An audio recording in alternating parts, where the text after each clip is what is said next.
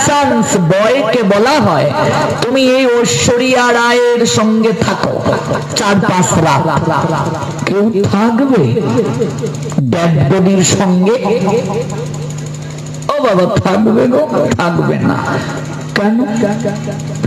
তাহলে এই বিশ্ব সুন্দরী, তার রূপের রহস্য কি বলুন তো? লাখ সাবান। আচ্ছা, এই যে আপনারা এখানে অনেকেই আছেন মায়েরা, আপনাদের রূপের রহস্য কি গো? কিংবা কেউ অনেক সুন্দর করে কথা বলতে পারে, কারো গায়ের রং সুন্দর, কিংবা কেউ সুন্দরী, কেউ সুন্দর করে নৃত্য করতে পারে, কেউ মিষ্টি সুরে গান গাইতে পারে। এই যে এক একজন এক এক দিক থেকে গুণের অধিকারী, এই সকল গুণের সকল রূপের রহস্য কি বলুন তো? মুখে দিবার সেদাবেদা, কিংবা এই যে পার্লারে অনেক প্রসাধনী সামগ্রী, এগুলো কি আমাদের রূপের রহস্য? বলছেন না। কিংবা রূপের রহস্য, শক্তির রহস্য বিভিন্ন প্রোডাক্ট না,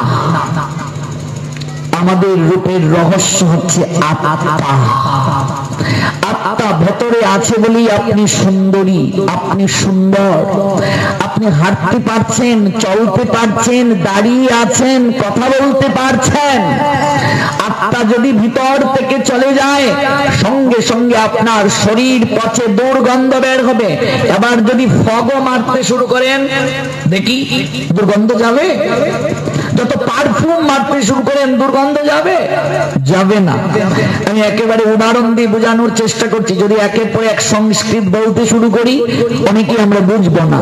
যে কথাগুলোর দ্বারা আমাদের অনুভব হবে, সহজে আমরা বুঝতে পারবো, আমি সেইভাবেই সহজ সরল ভাষায় বলার চেষ্টা করছি। জানি না কতটুকু পৌঁছাতে পারছি আপনাদের কাছে কথাগুলো। তাহলে আমাদের রূপের রহস্য হচ্ছে আত্মা। আত্মা আছে বলেই আমরা সকল কার্য করছি। তাহলে একবার ভাবুন তো, যে আত্মা আমাদের সকল শক্তির উৎস, সকল শক্তির রহস্য, রূপের রহস্য। সেই আত্মাকে আমরা কতজন জানার চেষ্টা করছি, বুঝার চেষ্টা করছি, অনুভব করার চেষ্টা করছি? আমি এই মুহূর্তে মারা গেলে, আমার আত্মা চলে গেলে আমি লুটিয়ে পড়বো, সবাই বলবে রাহুল কৃষ্ণ নেই। তাহলে আমার পরিচয় কি? আমি কি দেহ না আমি চিন্ময় আত্মা? আপনার পরিচয় কি? আপনি কি দেহ না আপনি আত্মা? আত্মাই আমাদের প্রকৃত পরিচয়। তাহলে প্রতিদিন আমরা যে আহার গ্রহণ করছি, এই আহার হচ্ছে দেহের আহার। আপনি যাই খান, ভেজিটেবল নন ভেজিটেবল, সবকিছু হচ্ছে দেহের খাবার। দেহটা পুষ্টি সাধিত হচ্ছে। আচ্ছা, দুদিন দেহকে যদি কেউ খাবার না দেয়, দেহটার অবস্থা কি হবে? শক্তি কমে যাবে কি যাবে না? চলাফেরা করতে শক্তি থাকবে না। আচ্ছা, তাহলে জানতে হবে আত্মার আহার কি? হরি বল। অনেকেই বলে আত্মায় টানতেছে, যদি একটা বোয়াল মাছ খাইতে পারতাম। আমাদের বাংলাদেশে আমি এক জায়গায় পাঠে গেলাম, বৌমা পুয়াতি, পুয়াতি বুঝেন? প্রেগন্যান্ট, গর্ভবতী। তিনি তার শাশুড়িকে বলছেন, মা আমার আত্মায় টানতেছে, যদি লইট্টা শুটকি দিয়ে আলু দিয়ে একটু ঝুল খাইতে পারতাম। জানি আপনারা শুটকি বুঝেন কিনা? বুঝেন? ও, আপনারাও বুঝেন। আচ্ছা, এবার শাশুড়ি মা হাজবেন্ডকে বলছেন, দেখো না গিয়ে বাজারে একটু লইট্টা মাছের শুটকি পাওয়া যায় কিনা। বৌমা আত্মায় টানতেছে। অথচ গীতায় ভগবান বললেন আত্মার জন্ম নেই, মৃত্যু নেই, আত্মাকে অস্ত্রের দ্বারা কাটা যায় না, আগুনে পোড়ানো যায় না, জলে ভেজানো যায় না, হাওয়াতে শুকানো যায় না। নৈনং ছিন্দন্তি শস্ত্রাণি নৈনং দহতি পাবক ন চৈনং ক্লাদন্তি আপ ন সুষতি মারুত অচ্ছেদ্য অয়ম অদাহ্য অয়ম অক্লেদ্য অশুষ্যব চ নিত্য সর্বগত স্থানুর অচল অয়ম সনাতন। শ্রীমদ্ ভগবদ গীতা দ্বিতীয় অধ্যায় 23 নম্বর শ্লোক। নৈনং ছিন্দন্তি শস্ত্রাণি the soul can never be cut to pieces by any weapon। আত্মাকে অস্ত্রের দ্বারা কাটা যায় না। নৈনং দহতি পাবক, তাকে কখনো আগুন দ্বারা পোড়ানো যায় না। নট বার্নড বাই ফায়ার, তাকে আগুন দ্বারাও কখনো পোড়ানো যায় না। নৈনং ক্লাদন্তি আপনা সুষতি মারুত, nor moistened by water, nor withered by the wind, said omnipotent Maker Krishna। Srimad Bhagavad Gita 2 chapter 23 verse। Oh my dear Arjun, please listen extremely attentive what I say। The omnipotent Maker Krishna said, Srimad Bhagavad Gita 2 chapter 13 verse। Oh my dear Arjun, the soul can never be cut to pieces by any weapons, not burned by fire, not moistened by water, nor withered by the wind। আত্মাকে অস্ত্রের দ্বারা কাটা যায় না, আগুনে পোড়ানো যায় না, জলে ভেজানো যায় না, হাওয়াতে শুকানো যায় না। আত্মা অচ্ছেদ্য অদাহ্য অক্লেদ্য অশুষ্য। দেহটার কেবল বিনাশ হয়, আত্মার কখনো বিনাশ হয়। দেহটা বস্ত্রের ন্যায়। মানুষ যেমন পুরাতন বস্ত্র ত্যাগ করে নতুন আরেকটা বস্ত্র পরিধান করে, তেমনি আত্মাও পুরাতন শরীরকে ত্যাগ করে নতুন আরেকটা শরীর ধারণ করেন। কোথায় আছে? শ্রীমদ্ ভগবদ গীতা দ্বিতীয় অধ্যায় 22 নম্বর শ্লোক। বাসাংসি জীর্ণানি ইয়াতবিহায় নবানি গৃহ্ণাতি নরপুরানি তথা শরীরানি বিহায় জীর্ণানি অন্নানি সংয়াতি নবানি দেহি। The all power supreme being Krishna said, Srimad Bhagavad Gita 2 chapter 22 verse, as a person puts on new garments, giving up old one, the soul similarly accepts new material bodies, giving up to old and useless one, said omnipotent Maker Krishna, Srimad Bhagavad Gita 2 chapter 22 verse। মানুষ পুরাতন কাপড়কে ত্যাগ করে নতুন আরেকটা কাপড় পরিধান করে, আত্মা পুরাতন শরীরকে ত্যাগ করে নতুন আরেকটা শরীর ধারণ করে। ন জায়তে মৃগতে বা কদাচিৎ ন অয়ম ভুক্তা ভবিতা বা ন ভূয় অজ নিত্য শাশ্বত অয়ম পুরানো ন হন্যতে হন্য মানে শরীরে। আত্মার কখনো জন্ম হয় না, মৃত্যু হয় না, আত্মার কদাচিৎ উৎপত্তি হয় না, হচ্ছে না, হবেও না। আত্মা জন্মরহিত, শাশ্বত, নিত্য। পুরাতন হলেও চিরনবীন। শরীর নষ্ট হয় কেবল, আত্মার কখনো বিনষ্ট হয় না। আত্মার জন্ম নাই, মরণ নাই, আত্মার খাবার দাবার নাই। আমরা যা প্রতিদিন খাচ্ছি সেগুলো আত্মার আহার নয়। তো পরমাত্মার আহার কি? মুন্ডক উপনিষদ বলছেন জীবাত্মা পরমাত্মা একটা গাছে বসা দুটা পাখি। একটা পাখি ফল আহার করছে, আরেকটা পাখি দাঁড়িয়ে দাঁড়িয়ে সবকিছু নিরীক্ষণ করছে। ওই পাখিটা, পরমাত্মা রূপী পাখিটা চাতক পাখির নিয়ে অপেক্ষা করছে। চাতক পাখি দেখবেন নালা, খাল, বিল সকল কিছুর মাঝে জল আছে, কিন্তু সে তৃষ্ণা নিবারণ করতে পারছে না। গগনের দিকে তাকিয়ে বৃষ্টির বাড়ি দাঁড়ার জন্য প্রতীক্ষিত থাকে, কখন বৃষ্টির বাড়ি নামবে আর চঞ্চু দ্বারা সেই জলকে গ্রহণ করে তার পিপাসা নিবৃত্তি করবে। চাতক পাখির নিয়ে অপেক্ষা করছে, অহে বন্ধু তুমি কবে সংসার নামক বৃক্ষের ফলাহার থেকে রত হয়ে একটিবার আমার দিকে অনুরাগের লুচনে তাকাবে? সেদিন আমি তোমাকে বুকে জড়িয়ে ধরব, আর সেদিনই হবে খণ্ডের সঙ্গে অখণ্ডের মিলন, সেদিনই হবে ভক্তের সঙ্গে ভগবানের মিলন, সেদিনই হবে জীবাত্মার সঙ্গে পরমাত্মার মিলন। আর এটাকেই শাস্ত্র বলছেন রাস কিংবা অভিসার। ততদিন যাবত এই প্রক্রিয়া না চলবে। নদী নালা খাল বিল সকল কিছুর জলের পূর্ণতা সাগরের সঙ্গে মিলিত হওয়া, সাগরের সঙ্গে মিলিত হলে সকল কিছুর পূর্ণতা হয়। তাহলে পরমাত্মার আহার কি? সে মাছ খায় না, মাংস খায় না, নিরামিষ খায় না, কিচ্ছু খায় না। তার আহার কেবল মাত্র হরিনাম, কৃষ্ণ নাম আর কৃষ্ণ কথা, এটাই আত্মার আহার। এবারে প্রশ্ন করি, ও মায়েরা, আমরা অনেকেই ঘুম থেকে উঠে পেটায় নম, পেটায় নম বুঝো, পেটির পূজা নিয়ে ব্যস্ত। কারো কারো আবার ব্যক্তি না দিলে বিছানা থেকে ওঠা যায় না। আবার কেউ কেউ সুপ্তান না দিলে বাথরুম টয়লেট ক্লিয়ার হয় না। এবার ভাবো, প্রতিদিন যে আহার করছি তা যদি দুদিন না দেয়া হয় তাহলে দেহটা ক্লান্ত হয়ে যায়, শরীরের শক্তি কমে যায়। এবার যারা হরিনাম করছি না, এই যে হরিকথা 7 দিনের আয়োজন করলেন প্রশান্ত কৃষ্ণ দাস বাবা, আত্মার আহারের ব্যবস্থা করলেন, শাস্ত্র তাকে বলছে দাতা শিরোমণি। তাকে যারা সহযোগিতা করেছে আর্থিক ভাবে, কায়িক ভাবে, যে কোনো ভাবে, তারা দাতা শিরোমণি। ভগবান গোবিন্দ বলছেন, শুনো, ইয়া ইমাম পরমং দুচ্ছং মদ ভক্তিষু অবিদাস্যতি ভক্তিময়ী পরম কৃত্য মাম এব অশ্বতি অসংশয়ঃ।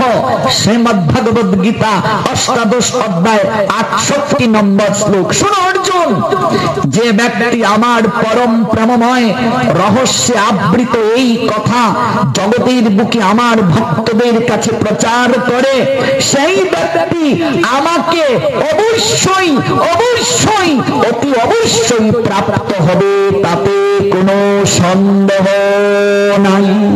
ভক্তিময়ী পরম কৃত্তা মাম এব অশ্বতি। মাম শব্দের অর্থ আমাকে, অশ্বতি সংস্কৃত শব্দ যার অর্থ হচ্ছে প্রাপ্ত হওয়া। এরপরে আরেকটি শব্দ সংযোজন করে ভগবান এর মহিমাকে আরো চমৎকার করে দিলেন, বলেন অসংশয়, তুমি সংশয় করিও না, হৃদয়ে মাঝে সন্দেহ রেখো না, সেই ব্যক্তি আমাকে অবশ্যই প্রাপ্ত হবে যে আমার পরম প্রেমময় গোপনীয় কথা আমার ভক্তদের কাছে প্রচার করে পরিবেশন করার ব্যবস্থা করে। তাহলে একবার ভাবুন, একবার অনুভব করুন, এই ধাপদাড়া গ্রাম, এই গ্রামে এই আঙ্গিনা সাধারণ কোন আজ আঙ্গিনা নয়। যতদূর পর্যন্ত এই ভগবানের কথা পবনের সঙ্গে মিতালি স্থাপন করে যাচ্ছে, এই এলাকার বাতাস পর্যন্ত বিশুদ্ধ হয়ে গেছে। এই সপ্ত দিবসে এই এলাকায় যদি কেউ মৃত্যুবরণ করে, শাস্ত্রে আচার্যগণ বলছেন তৎক্ষণাৎ সে ভগবান শ্রী বিষ্ণুর চরণ প্রাপ্ত হবে, তাতে কোনো সন্দেহ নেই। অসংশয়, তুমি সংশয় করিও না। আরো বললেন ভগবান, নচ তস্মাৎ মনুষ্যাসু কাশ্চিৎ মে প্রিয় কৃত্যমহ ভবিতা নচ আমি তস্মাৎ অন্য প্রিয়তর ভুবি। শুনো, তস্মাৎ মে প্রিয় কৃত্যম মনুষ্যাসু কাশ্চিৎ নচ ভুবি তস্মাৎ মে প্রিয়তর অন্যান্য ভবিতা। সেই ব্যক্তির মতো আমার জগতে প্রিয় আর কেউ নাই, ভবিষ্যতে প্রিয় কেউ হবে না। কার মতো? যে আমার কথা জগতে প্রচার করার ব্যবস্থা করে দেয়। ভাবা যায় কত চমৎকার কথা ভগবান বললেন, আমার কথা জগতে যে প্রচার করার ব্যবস্থা করে। ও বাবা, আপনার প্রশংসা যদি কেউ করে, আমার প্রশংসা যদি কেউ করে, তাহলে আমি সন্তুষ্ট হব কি হব না? যদিও প্রকৃত ভক্ত তিনি সন্তুষ্টি অপমান দুটোই সমান মনে করেন, কিন্তু স্বাভাবিক সেন্সে কথাটা বলছি। কারো যদি প্রশংসা করা হয় সে আনন্দিত হয়, যদিও এটা নবীন ভক্তদের ক্ষেত্রে প্রযোজ্য।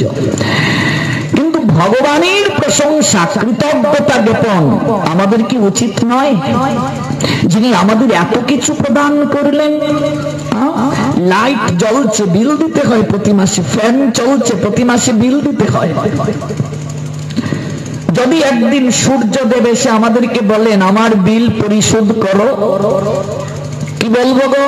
ও মা, এই করুণার ক্রান্তি লগ্নে আমাদের এখানে এক লোক লাইফ সাপোর্ট থেকে যখন বের হলো, তার হাতে একটা বিলের কাগজ ধরিয়ে দেয়া হলো। 3.5 লক্ষ টাকা দেখে লোকটা কান্না করছে। নার্স বলছে, স্যার আপনার তো ভালো অবস্থা, আপনি কান্না করছেন কেন? লোকটা বলছে, আমি এই 3.5 লক্ষ টাকা বিলের জন্য কান্না করছি না রে মা, মাত্র কয়েকটা দিন আমাকে কৃত্রিম অক্সিজেন দেওয়ার কারণে আমাকে 3.5 লক্ষ টাকা বিল পরিশোধ করতে হচ্ছে। আর মারে, জন্ম হওয়ার পর 60 বছর পর্যন্ত যে আমাকে কৃত্রিম অক্সিজেন দিল, তার তো একটা টাকাও বিল পরিশোধ করলাম না রে না। তিনি যদি আমায় এসে বলেন আমার বিল পরিশোধ কর, আমি কি বলবো? আজ আমার অন্তরটা আজ গুমড়ে গুমড়ে কাঁদছে, ফেটে যাচ্ছে আমার এই হৃদয়। আমি কতটা অকৃতজ্ঞ। মোটর দিয়ে জল তুলছি, প্রতি মাসে বিল দিতে হয়। ফ্রিজ চালাচ্ছি, বিল দিতে হয়। অথচ ভগবান আমাদের কত কৃপা করে সব দিয়েছেন। কিনা দাওনি তুমি প্রভু? পাখির কণ্ঠে গান দিয়েছ, অনিন্দময় করে এই প্রকৃতিকে তুমি সাজিয়েছ প্রভু। আমার রেল স্টেশনে গিয়ে দেখো কতজনের হাত নেই, পা নেই, চোখ নেই, মাথা গুজার ঠাই নেই। এখানে যারা আছি আমাদের হাত, চোখ, কান, নাসিকা সচল, অন্তত একটা মাথা গুজার ঠাইও আছে। তাহলে ওই তাদের থেকে ভগবান কি আমাদের ভালো রাখেননি? রেখেছেন। 3 বেলা কি এই কৃতজ্ঞতা জ্ঞাপন করি ভগবানের কাছে যে প্রভু তুমি যা দিয়েছ তোমার কাছে চির কৃতজ্ঞ। এই কৃতজ্ঞতাটাও তো অনেকেই স্বীকার করার সময় পাই না। আজ আমি যদি কাউকে উপকার করি, সেই ব্যক্তি যদি আমার উপকার স্বীকার না করে, আমি দ্বিতীয়বার কিংবা তৃতীয়বার তাকে আর উপকার করি না। আপনি কারো উপকার করলেন কিংবা আমায় করলেন, আমি যদি স্বীকার না করি, আপনি কি আমায় আবার উপকার করবেন? যে ভগবান আমাদের এত কিছু দিলেন, আমরা নগ্ন হয়ে এসেছিলাম, লজ্জা নিবারণের কাপড়টাও নিয়ে আসিনি। নগ্ন হয়ে যাব, সকল কিছু স্রষ্টার আমরা এই জায়গা থেকে গ্রহণ করছি, তার প্রদত্ত সম্পদ আমরা ব্যবহার করছি, অথচ তার প্রতি যে কৃতজ্ঞতা জ্ঞাপন করছি না। ভগবান কি আমাদের প্রতি সন্তুষ্ট আছে? এজন্যই এই আয়োজন। তিনি যে কতটা কৃপাময়, তিনি যে কতটা পরম দয়াল, তিনি যে দীনবন্ধু, তিনি যে পতিত পাবন, তিনি যে কতটা করুণার নিলয়, যে লোকটা তাকে ডাকে না তার বাড়িতেও তিনি বৃষ্টির জল দেন। যে লোকটা তাকে বিশ্বাস করে না, নাস্তিক, সূর্যকে বলেন তার বাড়িতেও তুমি আলো দাও, পবনকে বলেন তাকেও তুমি অক্সিজেন দাও। এই কথাগুলো যখন কীর্তন করে তাকে আমরা অঞ্জলি দেব, কথারূপ অঞ্জলি, তিনি সন্তুষ্ট হয়ে আমাদের কৃপা প্রদান করবেন। এজন্যই তিনি বললেন, নচ তস্মাৎ মনুষ্যেষু কশ্চিৎ মে প্রিয়কৃতমঃ ভবিতা নচ মে তস্মাৎ অন্য প্রিয়তর ভুবি। তার চেয়ে আমার এই জগতে অতিশয় প্রিয় কেউ নেই, এবং ভবিষ্যতে এই পৃথিবীতে তার থেকে প্রিয় কেউ হবে না, যে আমার কথা জগতে প্রচার করার ব্যবস্থা করি। ভগবান বলছেন, এজন্য আয়োজনকারী ভক্তদেরকে বললাম, তারা শুধু দাতা নয়, তারা হচ্ছেন দাতা শিরোমণি। এর থেকে শ্রেষ্ঠ দান জগতের বুকে আর কিছুই হতে পারে না। এই যে চমৎকার আয়োজন হলো, আমাদের দায়িত্ব কি গো? এই ধাপদাড়া গ্রামে যত লোক আছেন সবাই যদি আসেন, এই ফিল্ড ভরে যাবে। অনেকেই বসে বসে সিরিয়াল দেখছেন বাড়িতে। সর্বক্ষেত্রে সময় আছে, তাস খেলার সময় আছে, হোয়াটসঅ্যাপ, ইমো, মেসেঞ্জারে চ্যাট করার সময় আছে, আমাদের বয়সী ছেলেদের প্রেম করার সময় আছে, সর্বক্ষেত্রে সময় আছে, কিন্তু ভগবানের জন্য আমাদের সময় নাই। ধর্ম প্রতিপালনের জন্য আমাদের সময় নেই।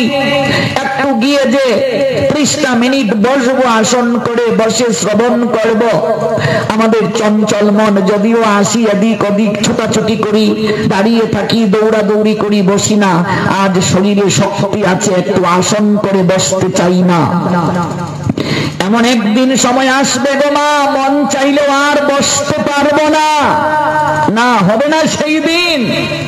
এই পৃথিবীতে সবচেয়ে বড় শক্তিশালী সময়, সময়ের উপর শক্তিশালী আর কেউ নাই। যে সিংহটার গর্জনে বনের সমস্ত পশু পাখি ভয়ে ভীত থাকত, কিন্তু সময়ের পরিক্রমায় সেই সিংহটাও যখন দুর্বল হয়ে পড়ে, তার সামনে দিয়ে হরিণ শাবক তিরিং বিরিং করে লাফিয়ে লাফিয়ে যায়, তার শিকার করার ক্ষমতা থাকে না। কি করে ভাবলে এইভাবে সারা জীবন যাবে? পূর্ণিমা থাকবে না রে, আসবে অমাবস্যা, চিরকাল তো থাকবে না রে রঙের ভালোবাসা। হিসাব দিতে হবে একদিন, আমাদেরকে হিসাব দিতে হবে গো। যারা আসেন নাই, আমাদের উচিত তাদের কাছে গিয়ে প্রচার করা।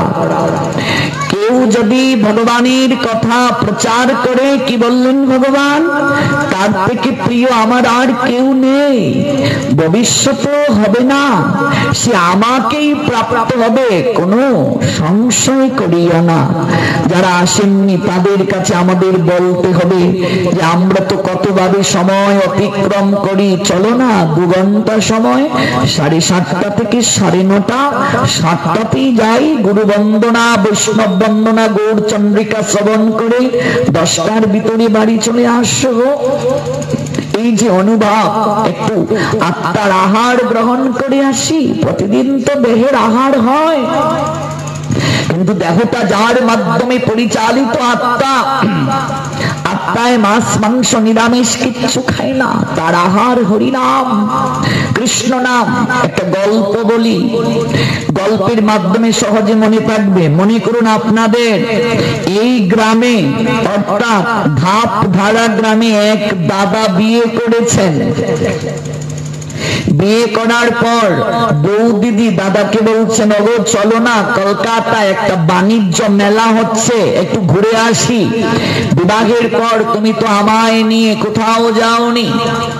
এবার ভাবদারা গ্রামের দাদা নববিবাহিত বউ দিদিকে নিয়ে গাড়িতে চড়ে বাণিজ্য মেলার উদ্দেশ্যে যাত্রা করলেন। ঘুরতে ঘুরতে হঠাৎ বৌদি দাদাকে বললেন, ওগো আমার একটা জিনিস খুব চয়েস হয়েছে, কিনে দেবে? বলছে বলো কি? বলছে ওই দেখো, খাঁচার মাঝে একটা সুন্দর ময়না পাখি দেখা যাচ্ছে, এটা আমায় কিনে দেবে? বিবাহের আগে আমি ময়না পুষতাম, আপনারা জানেন ময়নাকে বুলি, সেকালে সে কি করে বুলি বলতে পারে। দাদা বলছেন, নিশ্চয়ই তুমি আমার কাছে একটা বায়না করেছো আর আমি এটা দেব না। তাই তিনি খাঁচা স্বরূপ পাখি ময়না কিনে দিলেন বৌদিকে। খাঁচার পাখি, খাঁচা কখন প্রয়োজন? পাখি যখন থাকবে খাঁচার প্রয়োজন আছে কি নেই? শুধু পাখি কি আনা যাবে? খাঁচাও তো প্রয়োজন, তাই খাঁচা সহ পাখি কিনে দিলেন। কথা বলা যাবে না, মনোযোগ সহকারে শুনতে হবে, এই গল্পের তত্ত্ব জানতে হবে। এবার গাড়িতে করে খাঁচার পাখি বউ দিদি নিয়ে আসলেন ভাবদারা গ্রামে, এনে ব্যালকনির মাঝে টাঙ্গিয়ে দিলেন। প্রতিদিন খাঁচাকে পরিষ্কার পরিচ্ছন্ন করেন, ঘষা মাজা করেন, ভেতরে পাখিকেও খাবার দাবার দেন। এইভাবে কয়েক মাস অতিক্রম হলো, পাখিটাও বুলি শিখলো। এবার বৌদিদিকে বাবার বাড়ি নিতে আসলো তার ভাই। আমরা বাংলাদেশের সিলেটের লোকেরা স্বামীর বাড়ি থেকে বাবার বাড়িতে যাওয়াকে নাইয়র বলি। তোমরা কি বলো? বাপের বাড়ি যাওয়া। আচ্ছা, বাপের বাড়ি যাওয়া আমরা বলি নাইয়র। কেমন? নাইয়র যাওয়া। নাইয়র নিতে আসলেন মানে বাপের বাড়িতে বেড়াতে নিতে আসলেন তার ভাই। কি রে ছুটবি, যাবি না? অনেকদিন হলো তো যাস নে, বাবা খুব কষ্ট পাবেন, তোর জামাই বাবু আসুক। রাত্রিবেলা বলছেন, ওগো অনেকদিন তো যাই না, 1 মাস থাকতে হবে। বাবা অনেক করে ছোট ভাইকে বলে দিয়েছেন যাবো। আচ্ছা যাও, অনেক দিন হয়ে গেল যাও না। আচ্ছা যাবো তো ঠিকই, কিন্তু এই খাঁচাকে কোথায় রেখে যাই? সকালে ভাববে এখন ঘুমাও তো, সারাদিন ব্যবসা প্রতিষ্ঠান থেকে এসেছি, এত কথা বললে হয়? ঘুমাও, সকালবেলা ভাবা যাবে। সকালে ভাবছে খাঁচা কোথায় রেখে যাই। এমন সময় বৌদিদির বড় যা বুঝো তো? যা বুঝো না? বড় যা, বড় জাল, বড় যা, বড় বৌদি, ছোট বাবার বাড়ি যাবি, যা। একটু ভাবছিস কি? বলছে বড়দি যাবো তো ঠিকই, খাঁচাটিকে কোথায় রেখে যাই?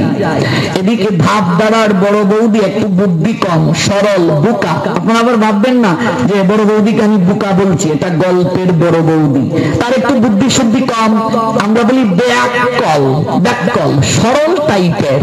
হ্যাঁ, তিনি বললেন আরে ছোট বাবার বাড়ি যাবি, যা। বড়দি তুমি কি খাঁচাটিকে দেখাশোনা করতে পারবে? অবশ্যই পারবো, কেন নয়। বড় যাকে খাঁচা সমঝিয়ে ছোট বৌদি বাবার বাড়ির উদ্দেশ্যে যাত্রা করলো। আর এদিকে বড় বৌদি, তার এমনিতেই বুদ্ধি শুদ্ধি কম, সরল, বোকা। ছোট যা বলে গিয়েছে খাঁচাকে দেখাশোনা করার জন্য, সে শুধু খাঁচাকে ঘষা মাজা করে পরিষ্কার পরিচ্ছন্ন করে, ভিতরে পাখি আছে না, ওকে খাবার দাবার কিছুই দেয় না। কি হবে গো 1 মাস পরে? ও মা কি হবে? পাখির অবস্থা কি হবে বলো হরি? দিব্যান লুকাংশ। এবার 1 মাস পরে ছোট বৌদি বাবার বাড়ি থেকে নাইয়র করে ভালো মন্দ খেয়ে দিয়ে নাদুস নুদুস হয়ে নতুন কাপড় পরে গাড়িতে করে এসে নামলেন। দূর থেকে দেখতে পাচ্ছেন ব্যালকনিতে খাঁচা ঝুলানো। বাহ বাহ বাহ, বড়দি তো বড় কাজের লোক, দেখো দেখো খাঁচাকে কেমন করে পরিষ্কার পরিচ্ছন্ন করে রেখেছেন। প্রত্যেকদিন তো ঘষা মাজা করেছে, ঝকঝক ঝকঝক ঝকঝক করছে।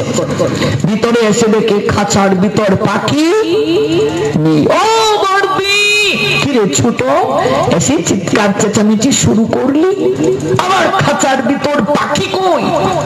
ও মা, তুই তো বলে গেলি খাঁচাকে দেখাশোনা করার জন্য। আমি তো 1 মাস কেবল খাঁচাকেই দেখাশোনা করলাম, আমি কি জানি খাঁচার ভিতর পাখি, ওকে খাবার দাবার না দিলে, যত্ন না করলে ও ধীরে ধীরে মরে যায়। আমরা অধিকাংশ লোক এই ধাপ দ্বারার বড় বৌদির মতো ব্যাককল, বোকা, কেবল খাঁচাকে ঘষা মাজা, স্যান্ডেলই না স্যান্ডেল, ডাব, বডি ওয়াশ, তারপর মুখ দিবার সেদা বেদা, তারপর ফগ, তারপর সানসেল, কেবল খাঁচা। আর ভিতরে পাখি আছে না গো, আত্মা, ওর খাবার দাবার অনেকেই দিচ্ছি না। জপমালা কাদের আছে? হরিনাম কজন করো। এবার বুঝো গল্প থেকে কি বুঝলে? কেবল খাঁচাকে ঘষা মাজা করছো, এই বড় বৌদির মতো বোকা হয়েছ। থাকবে পাখি বেশি দিন? পাখিরে যে নাম লওয়াইলে লয়, শাড়ি শুকাবি কত। তুমি যে ইহাতে আলস্য করো, হয়ে হয়ে কেমন অমত। আমার হৃদয়ে মাঝে আছে ময়না, ডাকলে শুনে না। ময়না রাও করে না, কথা কয়ে না, ডাকলে ময়না শোনে না। ময়না রে খাওয়াইলাম কত, দুধ কলাই আর মাখন সরো, যাবার বেলা নিষ্ঠুর ময়নায় কৃষ্ণ নাম তো লইল না। কি করে নেবে? অভ্যাস যদি না করি করি, সঙ্গ যদি না করি। মনে রাখবে, পাখির জন্য খাঁচা, খাঁচার জন্য পাখি নয়। আজ পাখি নেই বলে ভাবদারার বড় বৌদি বর্দা, ছোট বৌদি ছুটদা কেউ আর খাঁচার খবর রাখে না। খাঁচা এক কোণে পড়ে আছে, মরিচিকায় ধরে গেছে। অথচ পাখি যখন ছিল, খাঁচার কত যত্ন। যতদিন তোমার দেহের ভিতরে আত্মা আছে, প্রাণ পাখি, ততদিন এই দেহটার মূল্য আছে। যেদিন এই প্রাণ পাখিটা দেহ পিঞ্জির ছেড়ে উড়াল দেবে, কয়েক ঘন্টার মাঝে তোমার শরীর পচতে শুরু করবে।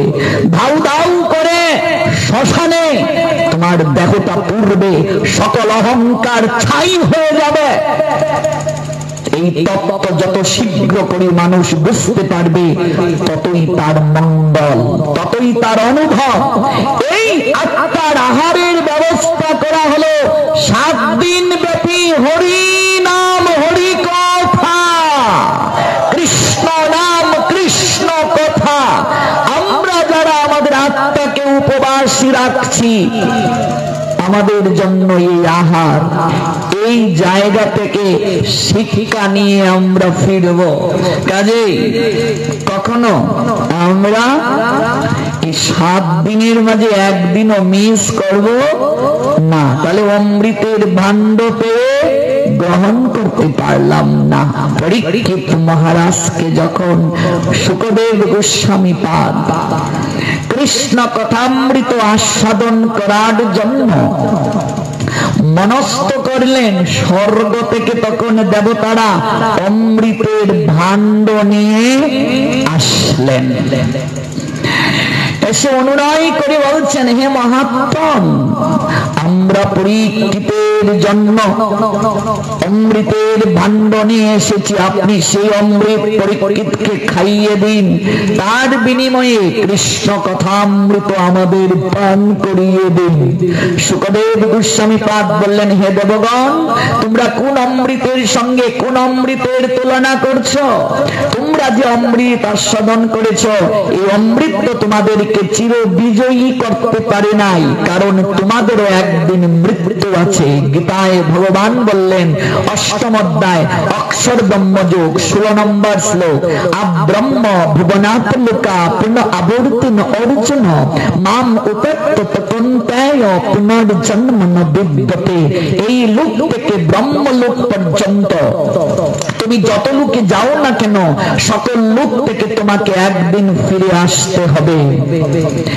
আমার চরণ প্রাপ্তির পূর্ব পর্যন্ত গোবিন্দ বলছেন, জন্ম মৃত্যুর চক্রবুহে ঘুরতে হবে, কারণ আমি থেকে শ্রেষ্ঠ জগতে কেউ নেই।